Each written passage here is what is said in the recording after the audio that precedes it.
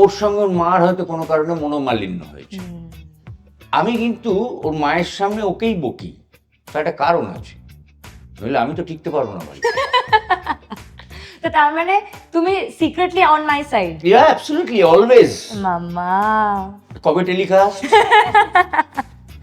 এটা যেন আমার সেদিন বউকে নিয়ে বাইরে খেতে নিয়ে যাবো। আমি কিন্তু স্নিচ করব। মানে আমি মাঝে মাঝে ধরো তোমার সাথে একটু তর্ক করলাম বা একটু রিবেল করলাম, তো আমি করি। কারণ হচ্ছে প্রথমত আমার একটু মজাও লাগে করতে, কারণ আফটার পয়েন্ট তুমি আমার কিছু বলো না, তো সেটা আমার খুব ভালো লাগে যখন আমি জিতে যাই।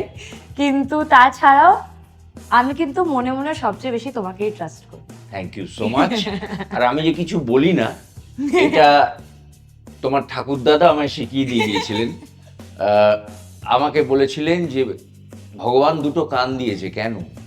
এখান দিয়ে ঢোকাবি, ওখান দিয়ে বার করে দিবি, মাঝের বুদ্ধিটা কাজে লাগাবি।